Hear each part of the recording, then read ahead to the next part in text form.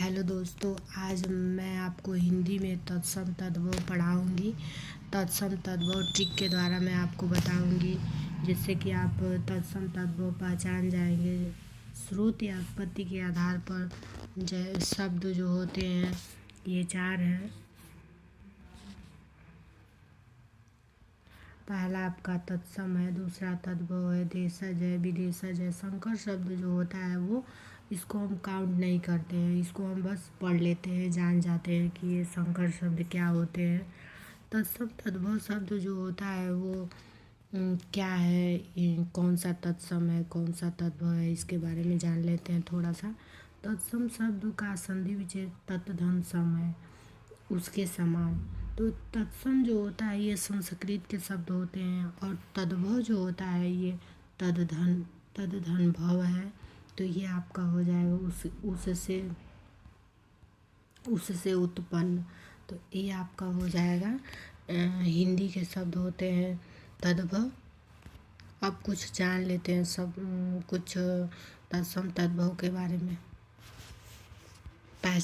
इसकी पहचान जान लेते हैं, ट्रिक जान लेते हैं।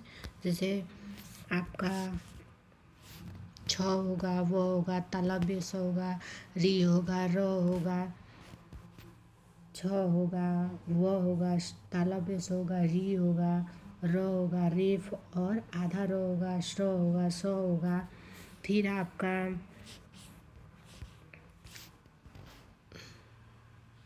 त्र होगा, आधा वर्ड आएगा, आधा वर्ड भी रहेगा तो क्या रहेगा, वो भी तत्सम शब्द ही होगा।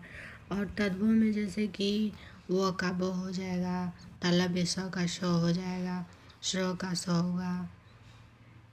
ये तद्भव है। तद्भव को पहचानने में आसानी होती है क्योंकि वो हिंदी के शब्द होते हैं। तत्सम जो होते हैं संस्कृत के शब्द होते हैं। कुछ कुछ ऐसे भी तत्सम तद्भव होते हैं जिसे हम आसानी से पहचान नहीं पाते हैं।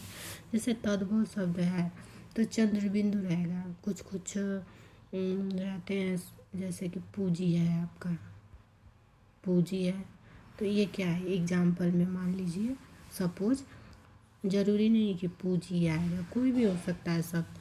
जैसे पूजी है, चंद्र बिंदु है, तो इसको हम आसानी से पहचान जाएंगे कि क्या है, तद्भव शब्द है। चलिए इसके आगे देखते हैं तत्सम तद्भव शब्द। जैसे कि मान लीजिए ये शब्द है, जैसे नक्षत्र है, नक्षत्र में छ आ रहा है, आपका छ है, छ है,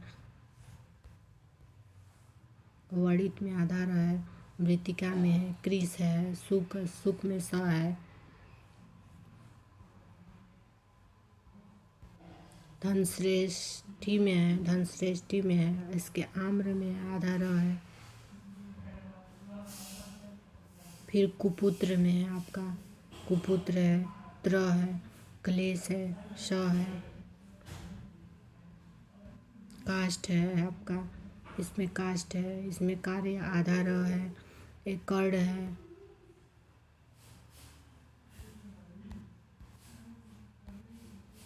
कर्ण है, कृष है, युक्ति भी है आपका। देखिए ये सारे तत्सम शब्द हैं।